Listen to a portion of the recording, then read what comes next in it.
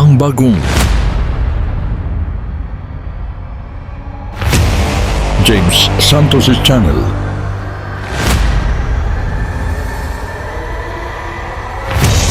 Bagong tema, bagong boses, may komentaryo. Ang pangangaral ni Brother Eli Soriano.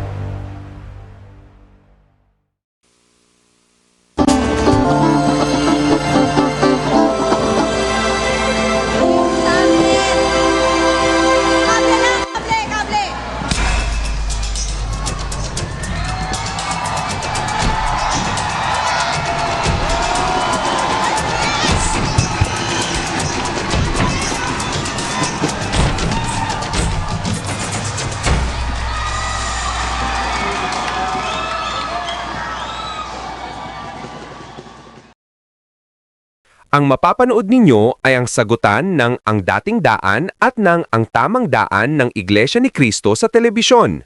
Patutugtugin natin ng buo ang video upang hindi mawala ang konteksto at atin itong ginagawa sa pamamagitan ng fair use.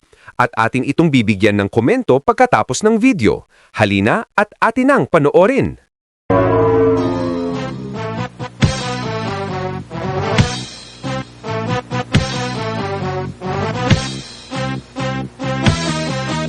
Rin ako Hindi naman ako naniniwala na yun ang tunay na iglesia, yung dating daan Ako, naniniwala pa rin ako at sumasampalataya kahit na nung ako'y mahiwalay sa iglesia ni Cristo na ito ang tunay na iglesia.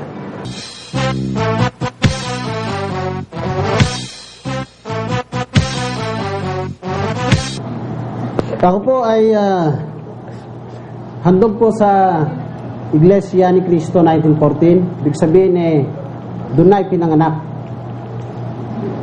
Ang mga kapatid ko po ay mga matitibay na mga may tungkulin sa iglesia, may mga diakono at diakonesa sa kanila. Ang tatay ko hindi rin simpleng kaanig. Isa po siya sa mga matatandang ministro sa iglesia ni Cristo. Ako po ay naging ministro sa iglesyang yan sa loob po ng halos 17 taon. Bakit ko nga ba iniwan ang relihiyon na yan? Sapagkat napatunayan ko sa aking pagsasaliksik na ang mga aral sa iglesyang yan ay mali, pabago-bago, at mga salungatan. Alam ba ninyo kung sino ang isa sa talagang nakapagbukas ng aking kaisipan tungkol diyan? Si Brother Eli Soriano.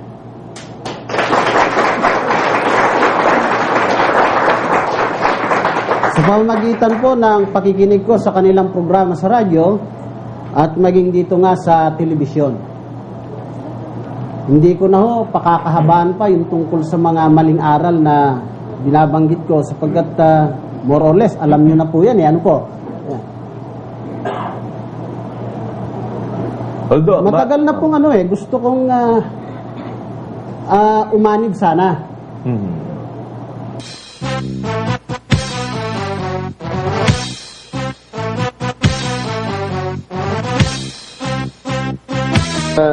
Nung mapunta nga ako sa Samahang Ang Dating Daan, bagamat nung una ay ayaw ko ring tuligsayin ng Iglesia ni Cristo, ayaw kong magsalita ng laban sa Iglesia, pero sa kalaunan napasubo na rin ako Hindi naman ako naniniwala na yun ang tunay na iglesia, yung dating daan Although, matagal na pong gusto kong umanib sana. Kaya lang merong mga dapat ikonsidere na kailangang isaayos. Alam nyo kasi kapag humiwalay ka sa iglesyang yan, dapat manahimik ka na lang lalo na sa katulad naming mga ministro.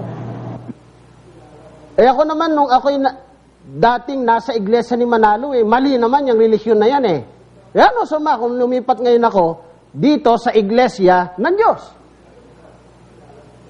Nung ba lumipat si Moises mula sa kaharian ng Ehipto at nakisama sa mga Israelita, masama ba siya?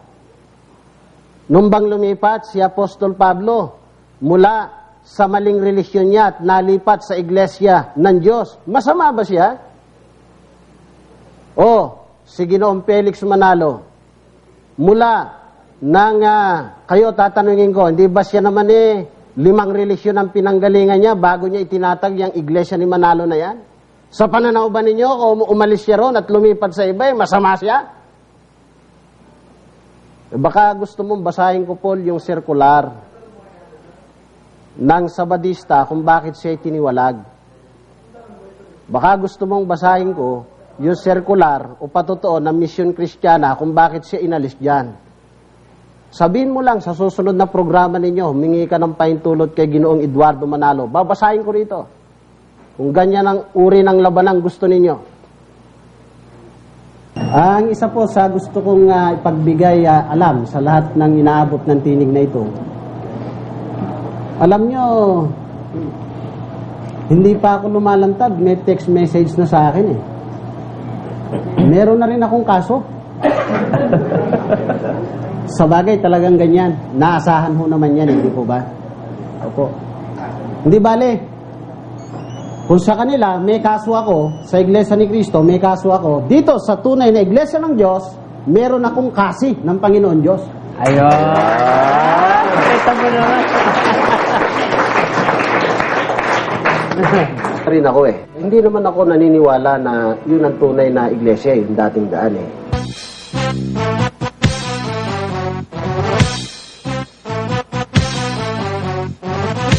Opo. Hindi bale. Kung sa kanila, may kaso ako, sa Iglesia ni Cristo, may kaso ako, dito sa tunay na Iglesia ng Diyos, meron akong kasi ng Panginoon Diyos. Ayun. Ito mo naman. Huwag nating gawing masyadong personal ito, mga dating kasamahan naming mga ministro sa Iglesia ni Cristo. Sa aral po tayo, magtutuos. Doon tayo mag-concentrate. Huwag sa ibang mga bagay. At siguro, pangarap kong dumating ang panahon para medyo mapahinga naman si Brother Eli. Opo. Kung mabibigyan sana kami ng pagkakataon balang araw Na. kami na mismo ang haharap sa mga dati naming kasamahan sa iglesia. Parang napanood ko na. Parang napanood ko yan sa Arma. No? Alam mo, brother, yung problema natin, ay lumaban eh. Baka Hinabang ko na. sakaling sa akin lalaban Baka sa'yo. Oo, baka sakali. Baka sakali, kung hindi man sila haharap doon sa iba, baka sa akin kasi baka akala nila pipitsugin Brother Romy. Masundot ka lang, Brother Ray.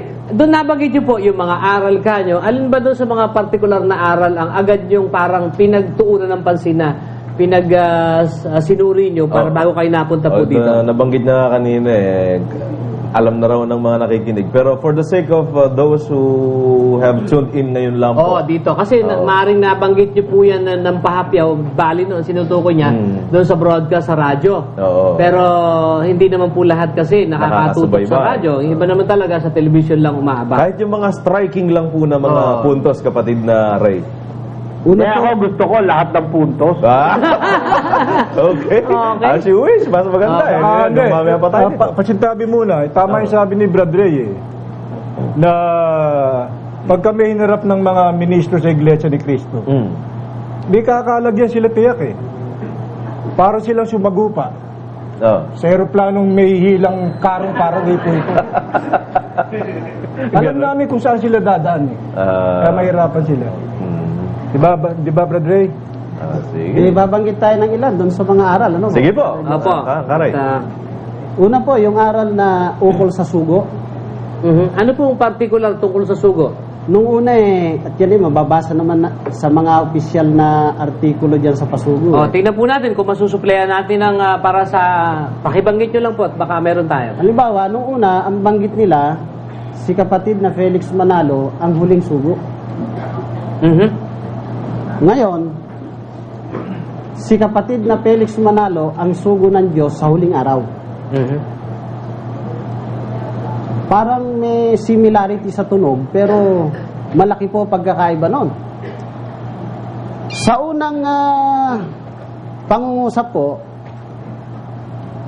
ang tinutumbok ng salitang huli roon ay kung pang-ilan si Ginoong Felix Manalo sa mga sugong kinikilala nila, di po ba? That's right. Si kapatid na Felix Manalo ang huling sugo. That's right. Kinikilala nilang sugo ang kapatid nilang Felix Manalo na huling sugo. Kapag sinabing huli, wala nang kasunod. Sunod. Punta tayo dun sa ikalawang pangungusap. Si kapatid na Felix Manalo ang sugo ng Diyos sa huling araw. Sugo siya ng Diyos. Pero, maaaring may kasunod pa, di po ba?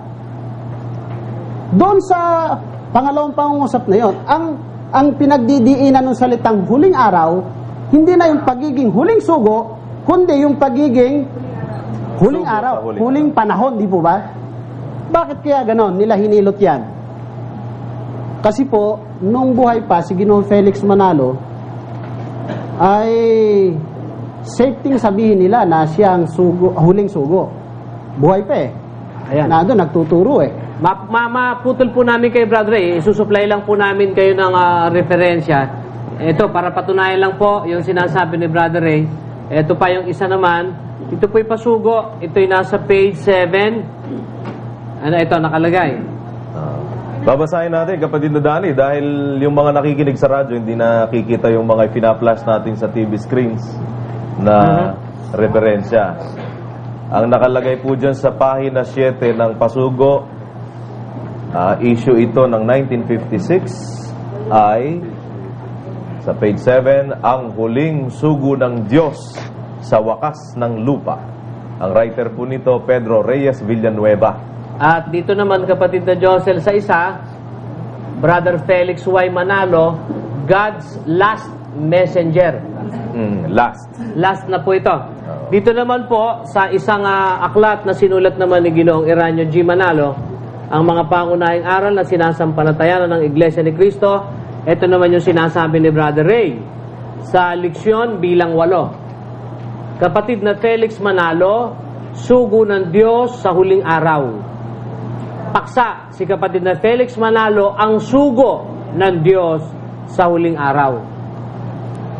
Yun po. Sige Salamat po. po sa Tuloy nyo na po.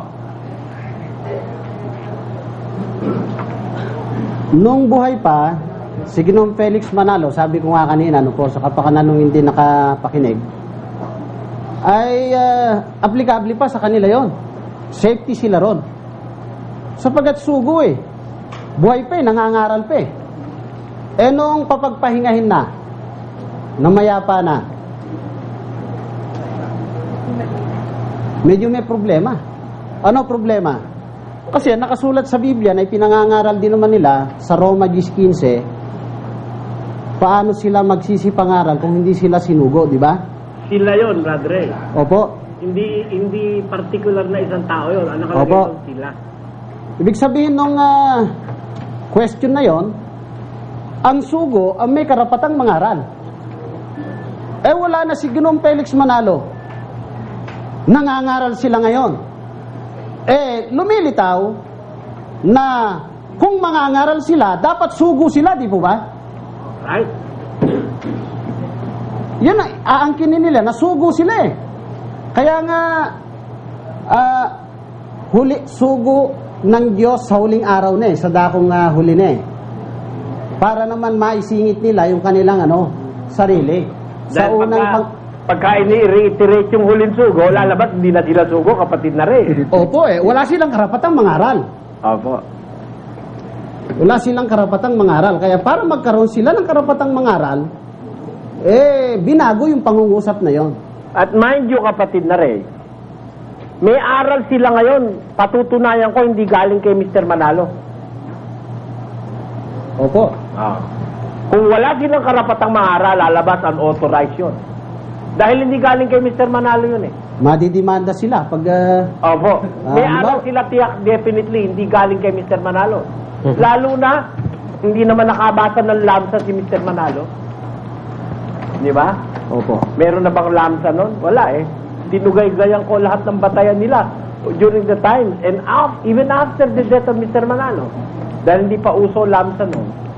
Wala silang referensya sa lamsa dun sa 2028 ng gawa eh. Laging 16 na Roma yan. At dyan na ako lumaki, kapatid na Ray. Yan ang nakikita ko sa tricycle, sa bus, sa jeep. Nabangga pa nga minsan, nakita ko nabangga nakalagay, ako yung Iglesia ni Cristo eh. Kawawa naman ako yung iglesia, nabangga. Nakalagay sa jeep, UP yung jeep eh. Kaya masasabi natin na yung analysis ni kapatid na Ray tama. Kaya ko po sinasabing tama kapatid, ano? Kasi, mawawalan sila ng karapatang mangaral eh, dahil hindi sila sugo eh. Paano silang magsisipangaral kundi sila mga sinugo? Ang dahil nilang nangangaral, si Caramos, naiwan ni Mr. Manalo. Si Katakir, si Kabulante, napagkakaharap ko na ang karamihan dyan eh. Si Karamil, saka si Kabularan, ayan. Paano ngayon nangangaral niya, hindi pala sinugo? Kung huling sugo nga si Mr. Manalo. Pero doon sa analysis ni kapatid na Ray, lumalabas, tama yung analysis niya. Kaya pinalitan, medyo naglaylo sila doon sa huling sugo, ginawa nilang sugo ng Diyos sa huling araw. Palpak pa rin kapatid na rin. Yung palpak pa rin eh. Kasi huling araw ang ginamit eh. Kung basahin ko sa Biblia, yung huling araw, pagbabangon na ng mga patay yun eh. Wala kasing mga eh. Singular na huling araw lang eh. Ngayon, binalikan tayo. Sabi, kung makabasa kami ng Huling araw. talatang huling araw hindi pagbabangon ng patay. Binasa pa naman, huling araw ng piyesta.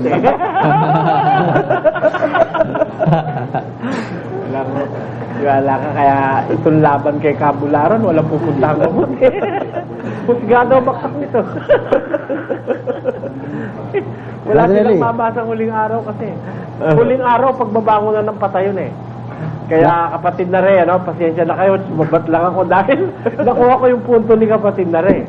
Kaya pinalitan yung salitang huling sugo, pinalitan ng sugo sa huling araw dahil maisingit nga naman ng mga natira yung kanilang sarili. Kung hindi sa sisingit, wala silang karapatang mangaral. Bagay, totoo naman, isingit at hindi. Talaga naman walang karapatang mangaral yan. Mga yan, Kare.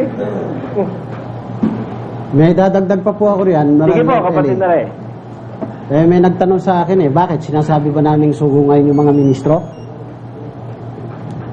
Hindi man nila meaning direkta, lumilitaw na sugo na rin sila eh.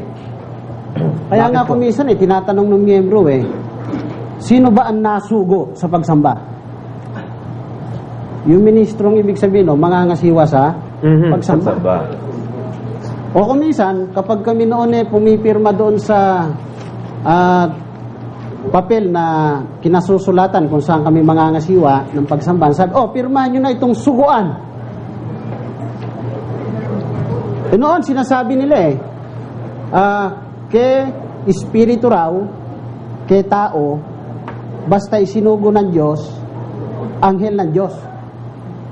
Kaya nga, kinikilala nilang anghel si Ginoong Felix Manalo sapagkat sugo ng Diyos hindi siguro tayo magtataka kung darating ang panahon maliliit na anghel na itong mga mga ministro sa Iglesia ni Cristo, mga angelito na rin sapagkat magiging na rin. Di po ba, Brother Eli? Oo po. That is very right. Kasi, hindi sa darating na panahon. Kasi, ang kahulugan daw ng anghel, ayon sa kanilang aral, ay messenger of God. Ngayon, ang angkin nila, yung mga messenger sila, di katakot-takot silang anghel ngayon dyan. Kaya nga hindi lalapat sa hula, dahil ang nakita dun sa sikatan ng araw, isang anghel lang they have a host of angels. Mula kay Kaerde hanggang kay Kaedi, hanggang kay Caramos, sa anak ni Caramos, kay Santiago, anak ni Santiago, lahat sila, puro anghel na sila ngayon At sa kakamalasan, walang nakita si San Juan sa Apokalipsis. Nakakita ko ng mga anghel na umaakyat sa sikatan ng araw. Wala Ang nakita ni San Juan, nagkaroon ng pagbabaka sa langit. Si Miguel at ang kanyang mga anghel ay nakipagbaka. Ang dragon at ang kanyang mga anghel ay nakipagbaka. Yun ang maraming anghel na nakita niya. Oo. Yun ang mga anghel. Pero yung makita sa sikatan ng araw, isang anghel lang yun eh. The Bible must be very exact. Kaya, kung talagang si Mr. Manalo yung umaakit sikatan ng araw, dapat may nakita si San Juan ng mga nung nakaakyat na pababa na, ay meron namang a host of other angels na sa katauhan ng mga ministro nila ngayon na nakita rin ni San Juan. Wala po eh. Kaya masasabi natin, kapatid na Ray, hindi man nila sabihin, so kumakatawan sila ngayon sa mga anghel sa paniniwala nilang ang messenger ng Diyos ay mga anghel. Yan po. Ang kahulugan daw ng anghel ay messenger. Magandang tanghali po sa inyong lahat, mga kapatid.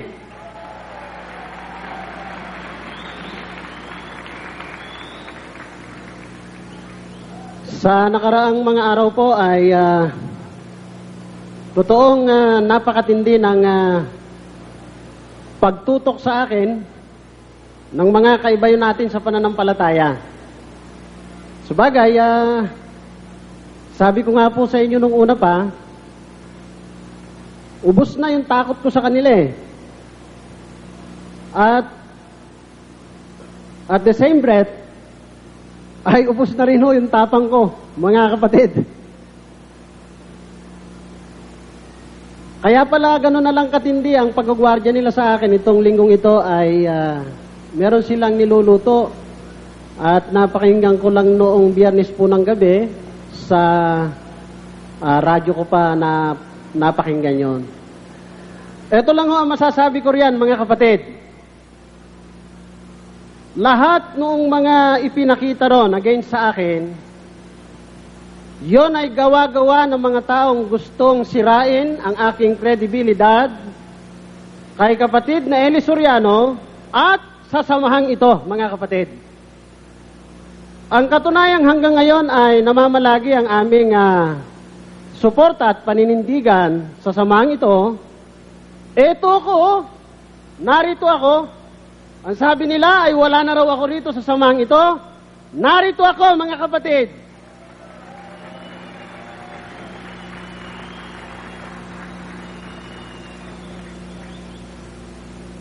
I would like to take this opportunity in behalf of Brother Romy Espanyol, Brother Mataro, Brother Cesar Adamos, at sa lahat ng mga dating Iglesia ni Cristo ni Manalo na naririto ngayon. Sa pamamagitan po ng ipahayag namin ngayon, ay mararamdaman ninyo kung gaano katindi ang pagkakilala namin sa samahang ito, higit sa lahat sa ating mangangaral kay kapatid na Eli Soriano.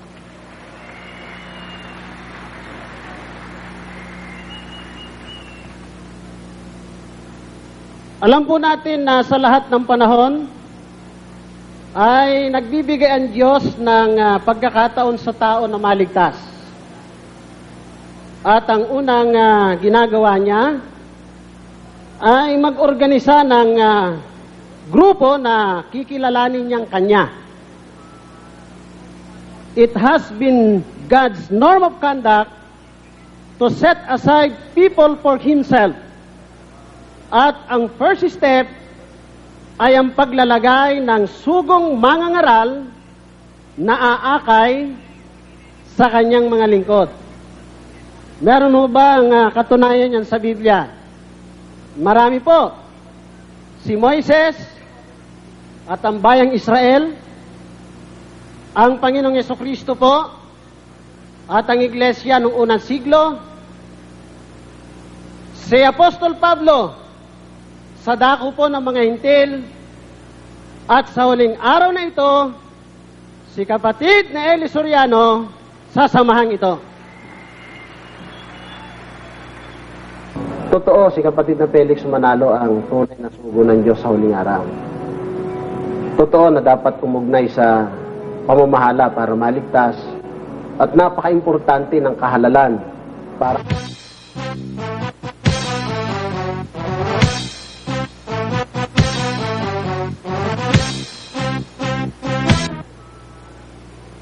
It has been God's norm of conduct to set aside people for himself. At ang first step ay ang paglalagay ng sugong mangangaral na aakay sa kanyang mga lingkod. Meron ho ba ang katunayan yan sa Biblia? Marami po.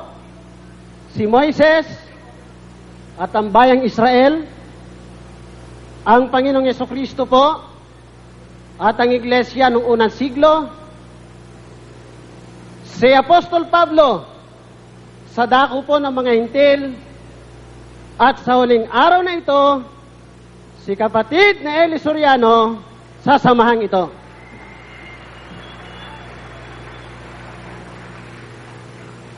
Ating sinasampalatayanan ng kapatid na Eli ngayon ang katiwala ng Diyos sa kanyang bahay na siyang iglesia. Twofold po ang kanyang gampanin sa atin. Una, mangangaral. Ikalawa, leader na umaakay sa atin sa ating ginagawang paglilingkod. Kung atin pong pag-aaralan ng Biblia, mababakas po natin na ang lahat ng mga sugo ng Diyos sa lahat halos ng panahon ay nagkakaisa ng layunin. At dito sa layunin ito, inaakay tayo ni kapatid na Eli, tayo po na naging bunga ng kanya mga pagpapagal. Ano po ang layunin ng mga sugo ng Diyos sa kanilang ginagawang mga pagpapagal? Dito po sa Pilipos sa 2:16, ganito po ang sabi ni Apostol Pablo, na nagpapahayag ng salita ng kabuhayan upang may ipagkapuri ako sa kaarawan ni Kristo na hindi ako tumakbo ng walang kabuluhan ni nagpagalman ng walang kabuluhan. Ano po ang layunin ng sugo sa pagpapagal? Gaya po nung layunin ni Apostol Pablo. Ang sabi po niya, upang may maipagkapuri ako sa kaarawan ni Kristo. Nagpagal ba si Apostol Pablo? Opo, ang sabi niya, ako'y nagpapagal eh. Ano pinagpagalan? Pagpapahayag ng salita ng kabuhayan. Ano po ba yung pagpapahayag ng salita ng kabuhayan? Yun nga pangangaral ng Ebanghelyo. Sa anong layunin? Para yung mga taong pinangaralan niya ay maipagkapuri niya sa kaarawan ni Kristo. Kung totoo yang nahayag kay Apostol Pablo, totoo rin naman na makikita natin yan sa layunin ni kapatid ni Eli Soriano.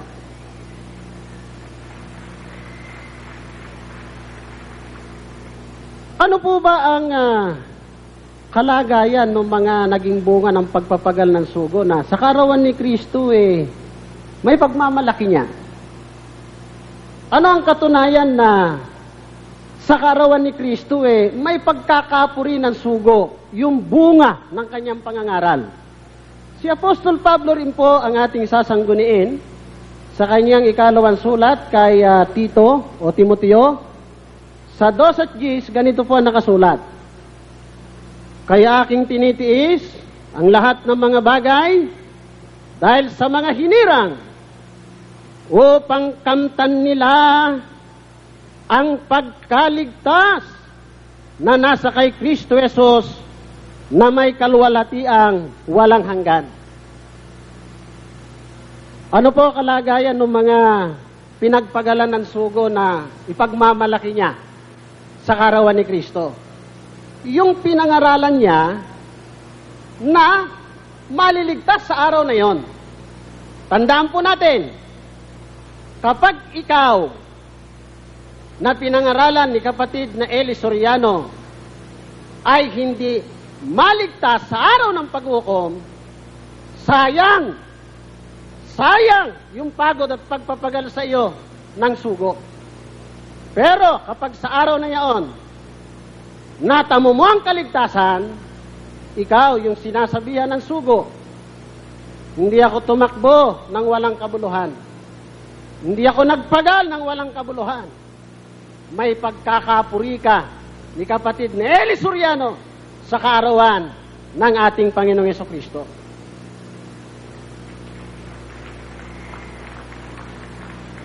Dito po sa talatang ito, napansin ba ninyo, hindi lang pagpapagal ang ginagawa ng sugo eh. Ang sabi niya tiniis ko ang lahat ng bagay. Ano po ba itong mga tiisin na nahayag sa buhay ng mga sugo ng Diyos?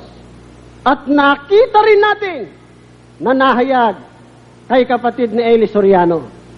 Dito po sa unang Tesalonica, sa 1 po, ganito ang ating mababasa sa 2 hanggang 8. Gayon din kami, palibhasa'y may magiliw na pag-ibig sa inyo, ay kinalugdan naming kay bahaginan, hindi lamang ng Ebanghelyo ng Diyos, kundi naman ang aming sariling mga kaluluwa, sapagkat kayo naging lalong mahal sa amin.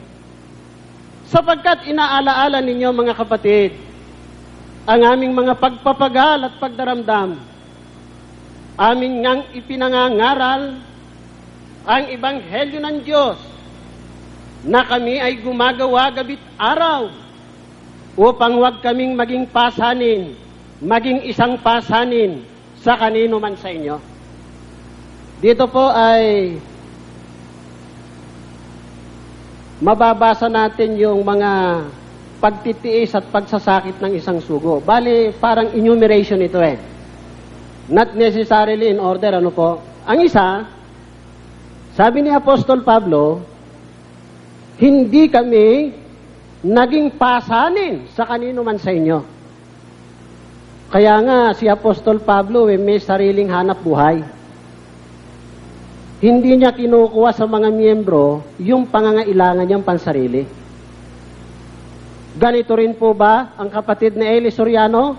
Alam na alam po ninyong ganyan yan. Ang totoo, hindi lang nagpapasan si kapatid ni Eli Soriano sa mga kapatid. Ang totoo nga, ang karamihan sa mga kapatid, si kapatid ni Eli mismo ang nagpasan, maging sa kanilang pansariling pangangailangan.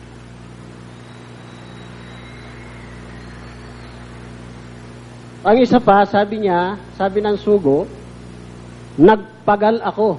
Huwag nga ninyong kalimutan yung terminong yun mga kapatid, babalik-balikan ko yan. Nagpagal ako, gumawa ako gabit araw, para maipangaral ang Ebanghelyo. Kapag sinabing nagpagal, nagpagod. Kapag sinabing gabit araw, araw at gabi, gumugol ng panahon para sa pangangaral ng Ebanghelyo. Ganyan si Apostol Pablo noon, nakita rin ba natin kay kapatid na Eli Soriano ngayon?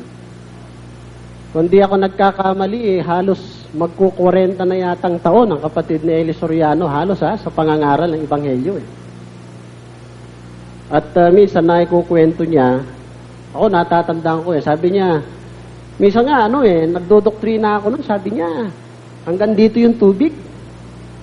Gabi yun, sabi niya, at nakataas yung aking baro.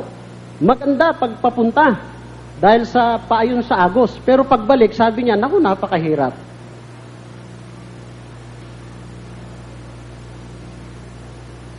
Alam naman natin kung gaano lang ang itinutulog ng ating mangangaral.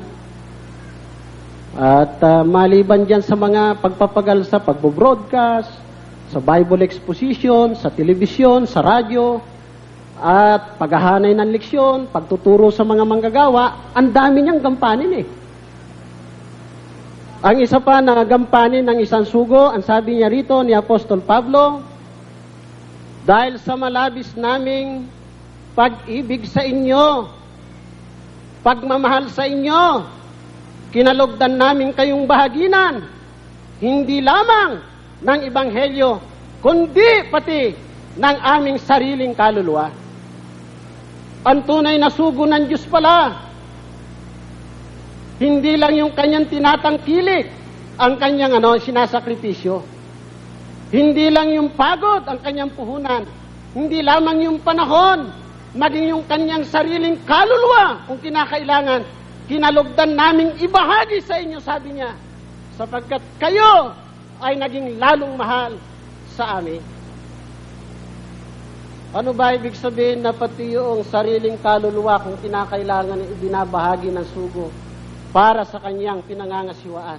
Ano ba ang nakatalagang puhunanin ng mga tunay na sugo ng Diyos alang-alang sa kanilang ministeryo, alang-alang sa kanilang tungkulin?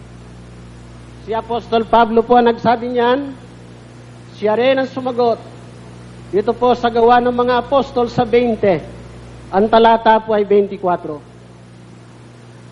Datapwat hindi ko minamahal ang aking buhay, nawaring sa akin ay mahalaga. Maganap ko lamang ang aking katungkulan at ang ministeryong tinanggap ko sa Panginoong Yesus na magpatotoo ng ebanghelyo ng biyaya ng Diyos. Gaano po ang nakatalagang puhunanin ng isang tunay na sugo, alang-alang sa kanyang tungkulin, alang-alang sa pagpapatotoo ng ebanghelyo. Sabi ni Apostol Pablo, hindi ko minamahal ang aking buhay, nawaring sa akin ay mahalaga. Maganap ko lamang yung aking katungkulan. Mga kapatid, tatanungin ko nga kayo, sa hindi nakakakilala, mali ba ako kung sabihin ko na kaya lang may halaga ang lahat ng mga bagay sa mundo na itinuturing na mahalaga kung buhay yung tao? Ganito yun mahalaga yung kayamanan, kung patay ka naman. Mahalaga yung karunungan, kapangyarihan, kung patay ka naman. Aanin mo pa yung damo kung patay na yung kabayo. Kaya, kung tutusin pinakamahalaga yan di po ba? Pero, sa isang tunay na lingkod ng Diyos, lalo na sa isang sugo ng Diyos, kahit yan, kaya niyang puhunanin, kaya niyang gugulin para sa kanyang tungkulin. Kaya ang tunay na sugo ng Diyos, sabi ko nga kanina, gugugol yan. Hindi lamang ng tinatangkilik, hindi lamang ng pagod, hindi lamang ng panahon, kundi pati sariling buhay kung kinakailangan para sa atin na kanilang pinagpapagalan. At sabi ko nga, I have said this before and I'm compelled to say it again and again. Sa mga bulang propeta, ginagamit nila yung kanilang tungkulin para magkaroon ng masaganang buhay. Sa tunay na sugo ng Diyos, isinasakripisyo ang buhay kung kinakailangan para sa kanyang tungkulin. Ganito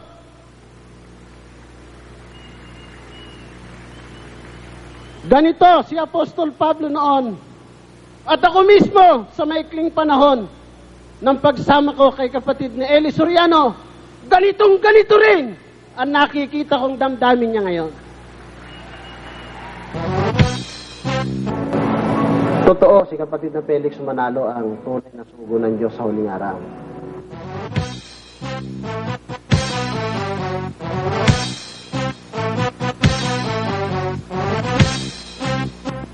Ganito si Apostol Pablo noon, at ako mismo sa maikling panahon ng pagsama ko kay kapatid ni Eli Soriano, ganito rin ang nakikita kong damdamin niya ngayon.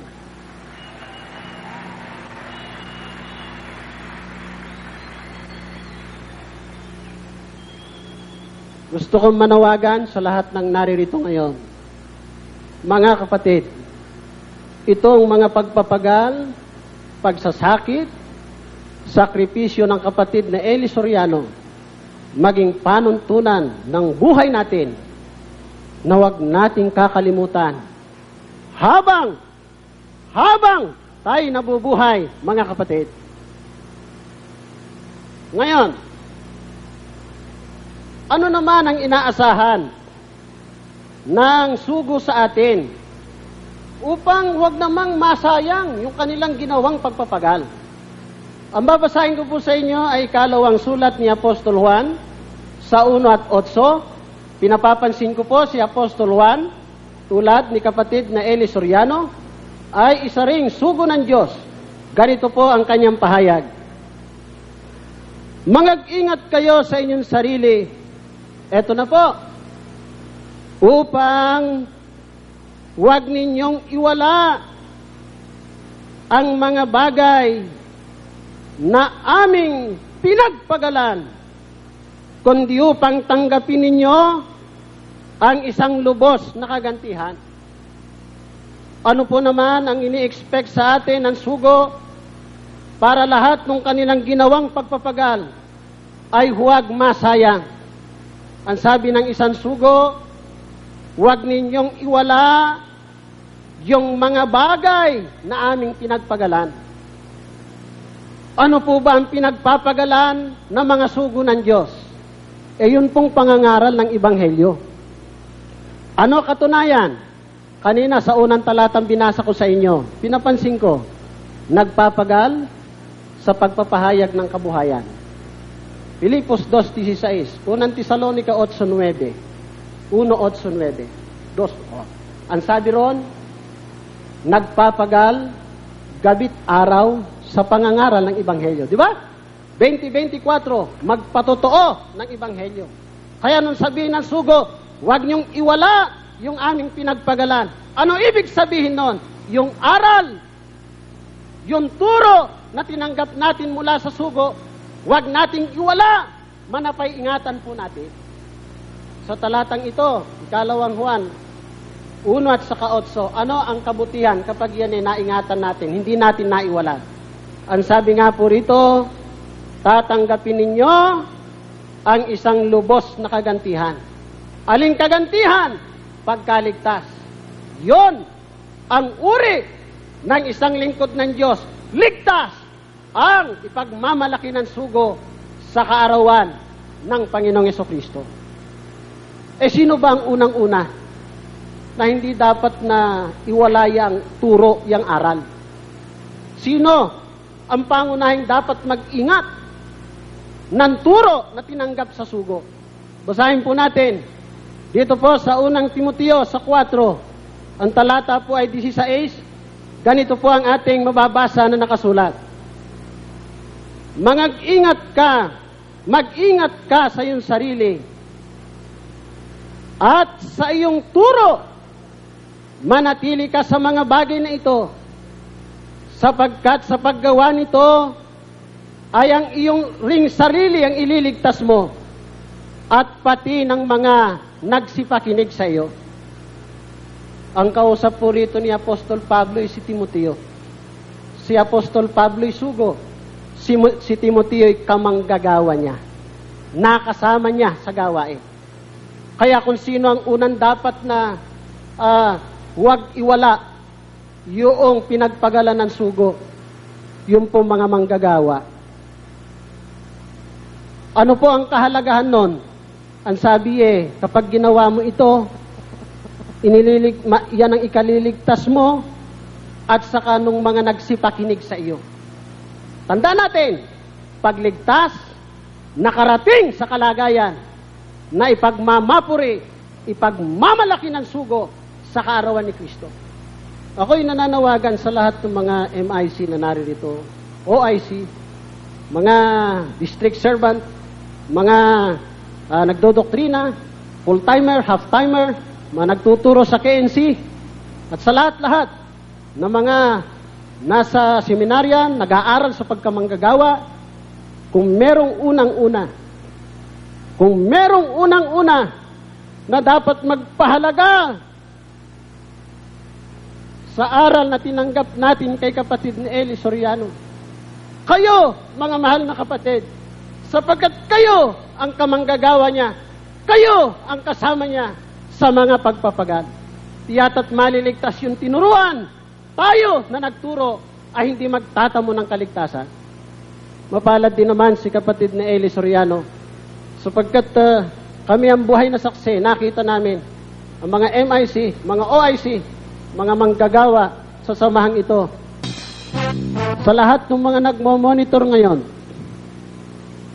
sa lahat ng nasa iba't ibang dako, lalo na sa mga manggagawang nararating ng tinig na ito ngayon, ganito ang nakararaming nakasama noon ni Apostol Pablo. Kapatid na manggagawa na inaabot ng tinig na ito, tanungin mo ang iyong sarili. Ganito ka rin ba sa pagpapahalaga sa bagay na pinagpagalan ng sugo o ng ating mangangaral? Hindi binigo ni Timoteo si Apostol Pablo. Hindi rin naman nabigo si kapatid na Peres noon kay kapatid na Soriano. Salamat sa Diyos, hindi rin bigo ang kapatid na Eli Soriano sa nakararaming ministro at manggagawa sa panahong ito.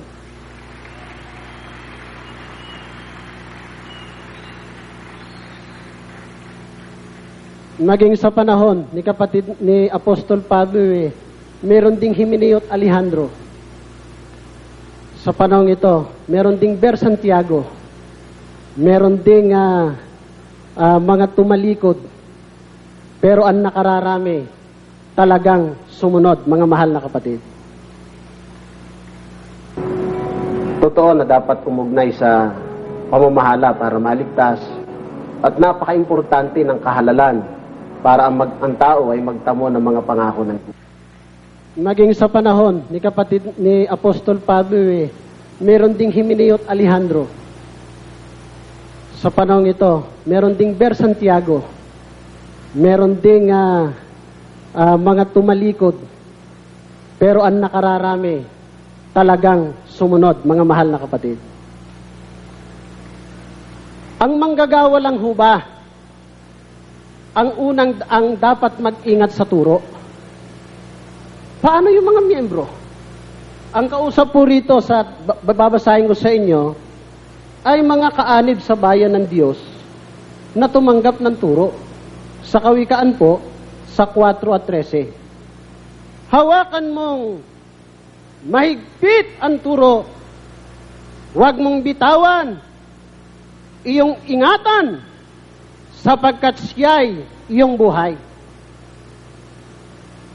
Mga manggagawa lang po ba ang dapat mag-ingat sa turo na tinanggap sa mga ngaral? Lahat ng kanib sa bayan ng Diyos. Ano? Utos. Panghawakan mong maigpit ang turo.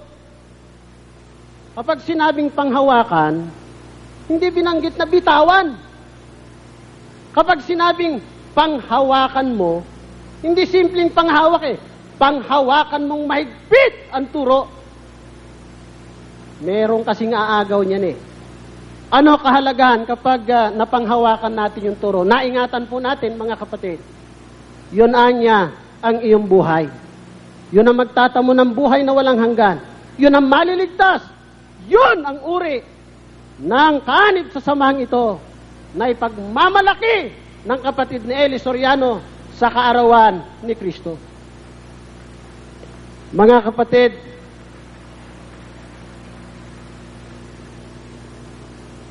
ang diablo kasi, pagkatanggap ng turo, nung isang lingkod ng Diyos, eto na yung diablo di ba? Tinatanggal yung salita sa puso ng tao. Kapag tanggal na yon, mawawala ng pananampalataya, hindi na maliligtas. Meron ba kayong may bibigay na halimbawa niyan sa Biblia, mga kapatid? Brother Carl, can you please give us an example of inagawan ni Satanas ng aral? Meron si Adan at saka si Eva, di ba? Oh! Pagkatanggap ng aral, eto na yung diablo tinanggal di ba? Oh. Nung matanggal ayun na, bagsak na. Kaya nga dahil sa pagkain tumalikod na sila Meron pang tumalikod dahil sa pagkain din. Sino, mga kapatid? Si Esau, di ba? Dahil sa isang pinggang, yung pagkain doon, kalarawan ng material na bagay, Hindi literal na pagkain lang, Hindi natin dapat tularan yun eh. Sino dapat nating tularan? Panginoong Jesucristo. Noong puntahan siya ng Diablo at aagawin yung aral na nasa kanya. Ano ang kanyang depensa? Nasusulat, di ba? 3 round. Lumayas yung Diablo eh. Si Job, ano sabi niya, mga mahal na kapatid? Sa Job 23:11-12, aking pinahalagahan ang kanyang mga utos ng higit sa aking kailangang pagkain. Kapag ganito ang isang lingkod ng Diyos, magagawa niyang maingatan nga yung turo. Hindi nga masasayang yung pagpapagal ng sugo. Pagdating nga ni Kristo, may pagmamalaki siya ng sugong leader na nagpagod sa kanya. Ano po ang kahulugan, mga kapatid? Kung sa lahat ng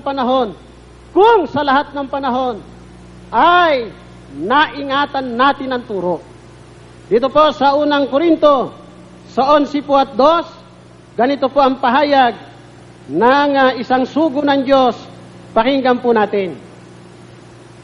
Kayo'y aking pinupuri nga na sa lahat ng mga bagay ay naaalaala ninyo ako at iniingatan ninyong matibay ang mga turo na gaya ng ibinigay ko sa inyo. Ano po ang kahulugan sa buhay ng sugo? Kung sa lahat ng panahon, nagawa ng manggagawa at ng mga kapatid, naingatan ang turo. Ang sabi ni Apostol Pablo, inaalaala ninyo ako. Sa paanong paraan? Kasi naingatan ninyong matibay yung turo na naibigay sa inyo. Meron nga akong tatanong sa inyo mga kapatid, wala ba kayo naalaala sa buwan ng Abril?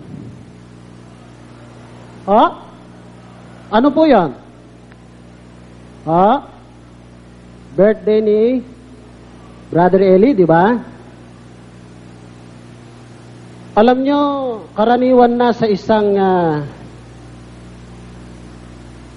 nagmamahal, na kapag dumarating ang kaarawan ng kanyang minamahal, nag-iisip siya ng bagay na maaari niyang ipagkaloob o maaari niyang gawin para maligayahan yung kanyang minamahal.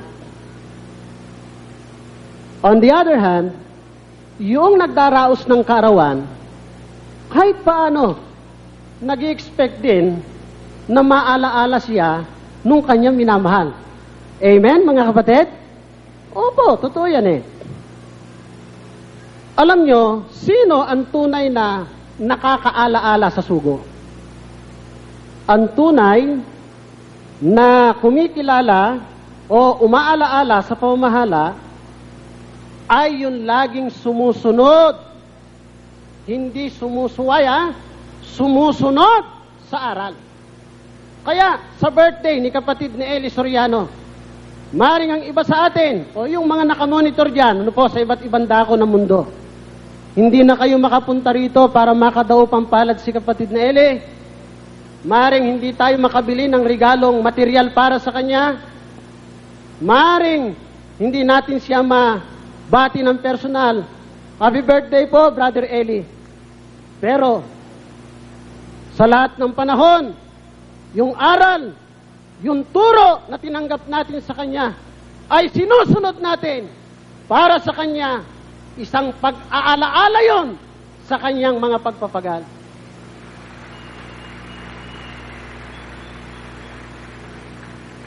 Nakapagpapasigla yun sa kanya. Nakapagbibigay yon ng inspirasyon sa kanya na kahit sa dami ng suliranin, may pagpatuloy niya yung kanyang gawain. Yung kasiglahang yon na may bibigay natin kay kapatid na Eli, isang makabuluhang remembrance para sa kanyang kaarawan. Eto, mga kapatid, April 7 or 8 lang po ba dapat alalahanin si kapatid na Eli Soriano? Paano natin siya alalahanin sa lahat ng araw?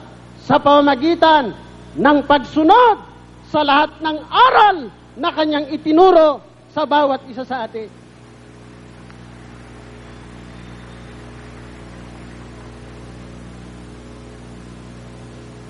Alam nyo, nung nandun ako sa kabilang iglesia, kami ang tindi ng pagkakilala namin sa aming mga namamahala.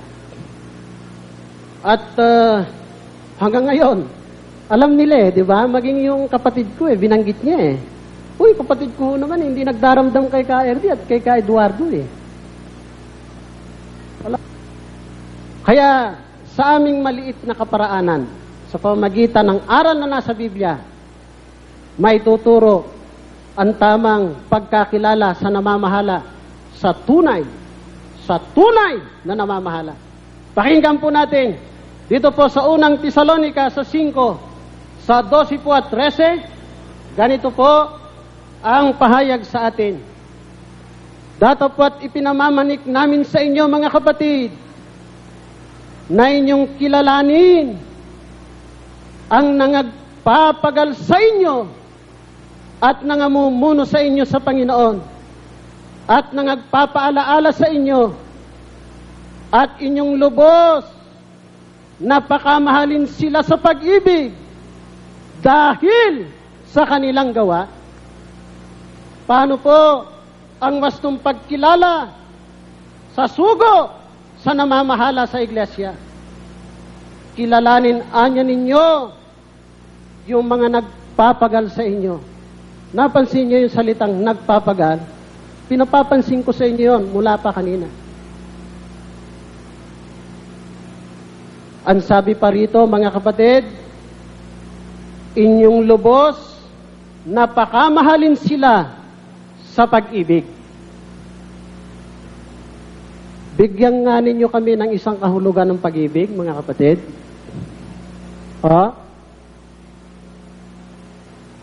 Meron akong narinig na kanta kasi nung magsabog ang Diyos ng biyaya sa pagkanta, hindi po kasi kami nakasama. Si Brad Romy, may nakasagap ng konti yan Pero ako talagang absent ako noon. Pero ganito yung nakasulat doon Love is not what you get, it's what you give, di ba? Ulit, ang tunay na pag-ibig daw nakabata, hindi sa tatanggapin mo mula sa Kanya, kundi yung ibibigay mo para sa Kanya. Amen, mga kapatid?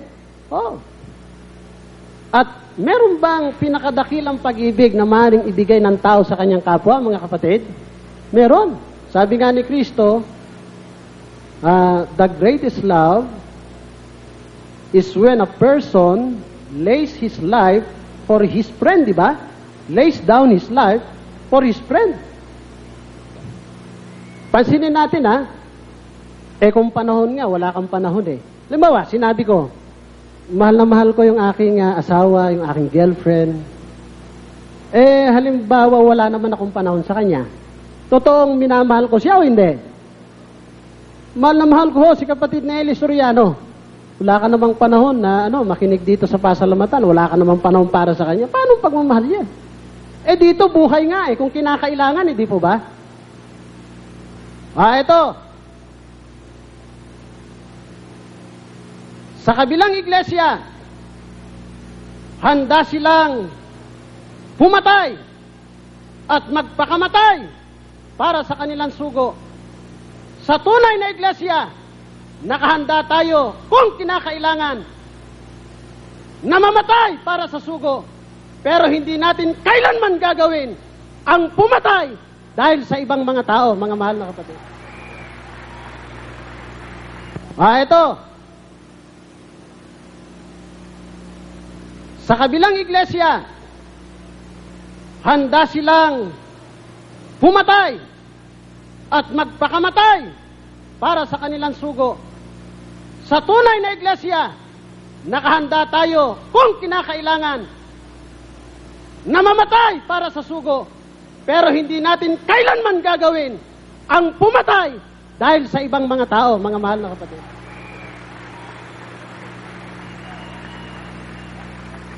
Ito. Sa kabilang iglesia, handa silang pumatay at magpakamatay para sa kanilang sugo. Sa tunay na iglesia, nakahanda tayo kung kinakailangan na mamatay para sa sugo. Pero hindi natin kailanman gagawin ang pumatay dahil sa ibang mga tao, mga mahal na kapatid.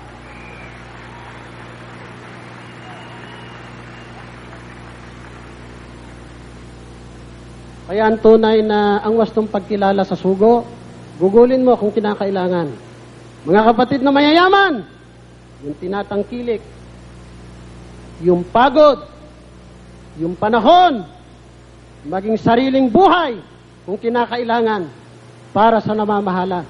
Ganito ang uri ng mga kapatid noon na pinagpagalan ng sugong si Apostol Pablo. Ganito rin ang nakararaming mga kapatid ngayon sa iglesia. Kapatid na individual na nakikinig sa pagkakataong ito, paki-investigate ang iyong sarili. Ganito ba ang pagkakilala mo kay kapatid na Eli Soriano? Nawa, ang salitang ito ay tumimo sa puso't kaisipan ng lahat ng inaabot ng tinig na ito. Bibigyan natin ng komento ang napanood nating video. Ito ay malayang komento lamang at hindi upang magmarunong. Si Ray Ismael ay ministro sa Iglesia ni Cristo na umanib sa ang dating daan pero natiwalag rin kalaunan. Nagsalita kasi noon si Brad Eli sa mga nag-aalangan na sa mga aral ng Iglesia ni Cristo na mga ministro ay lumipat na sa ang dating daan. At walang problema kay Brad Eli kung swelduhan sila dahil may mga pamilya rin daw sila.